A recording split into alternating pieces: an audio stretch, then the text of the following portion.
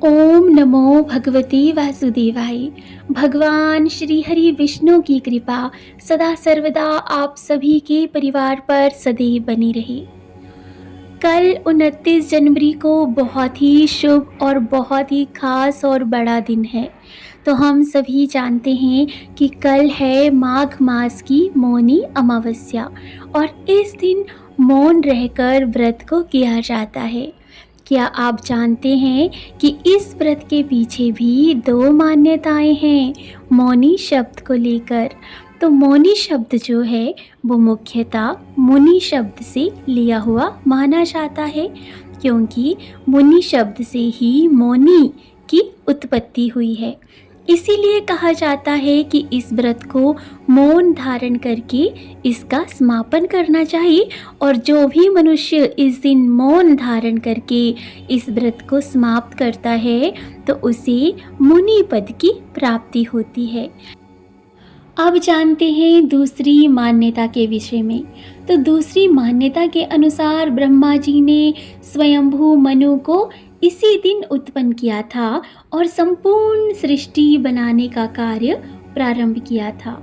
इस दिन उन्होंने सारा दिन मौन रहकर ही इस पूरे कार्यकलाप को किया था, इसीलिए इसे मौनी अमावस्या भी कहा जाता है। अब हम जानते हैं इसकी पूर्ण पूजा विधि क्या है। बहुत ही सरल तरीके से आपको इसकी पूजा करनी होती है। तो इस दिन सुबह जल्दी उठकर किसी तीर्थ या पवित्र नदी में स्नान करें। यदि आप ऐसा नहीं कर सकती तो सूर्योदय से पहले उठकर घर पर ही जो भी आपके नहाने का पानी है उसमें गंगा जल मिला करके स्नान करें और स्नान करते वक्त मन में ओम नमः शिवाय मंत्र का जाप करते रहें। स्नान करने के उपरांत तांबे के लोटे में जल, लाल पुष्प, गेहूं और काले तिल डालकर ओम सूर्य देवाय नमः मंत्र बोलते हुए सूर्य देव को अवश्य ही अर्घ्य दें। इससे पापों का नाश होता है और पुण्य की प्राप्ति होती है। इस दिन सूर्यास्त के बाद पीपल के नीचे तिल के तेल का दीपक जलाएं और 5 तरह की मिठाइयाँ अगर संभव हो तो आप लगा दें, नहीं तो किसी कोई भी एक मिठाई जो भी आपको लगे वो आप पीपल देव को अवश्य ही चढ़ा दीजिए। ओम और उसी के साथ ओम सर्वेभ्यो पितृदेवेभ्यो नमः इस मंत्र का जाप करें और पीपल की परिक्रमा करें और आप अपने पितरों से जो भी आपसे जाने अनजाने अब तक गलतियां हुई हैं उनके लिए क्षमा मांगें और उनसे प्रार्थना करें कि जो भी गलतियां हुई हैं उसके लिए हमें माफ़ कीजिए और अब हमारे स्कूल को आगे बढ़ाइए।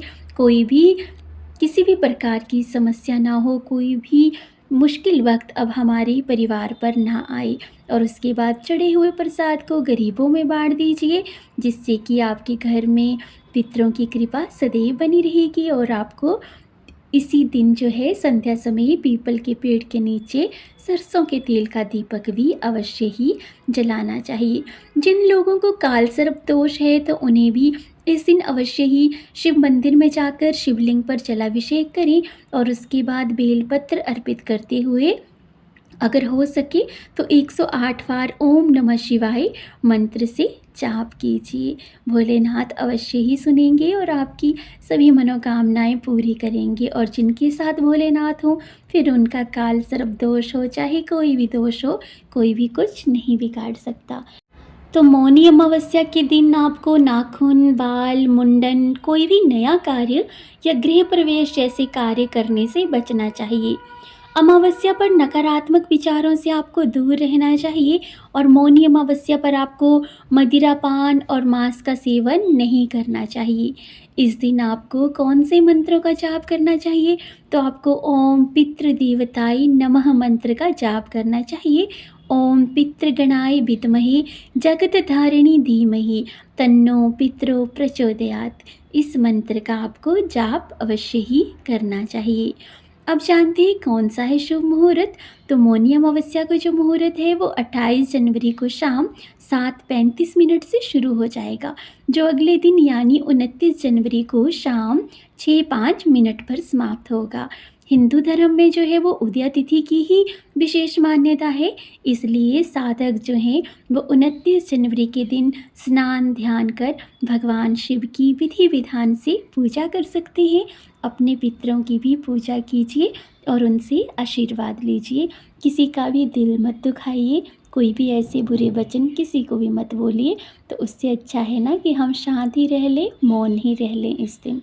तो इसी के साथ हम मिलेंगे एक और नई जानकारी के साथ, एक और नई किसी मंत्र स्तोत्र कहानी के साथ। तब तक आप सभी अपना और अपनों का ख्याल रखिए।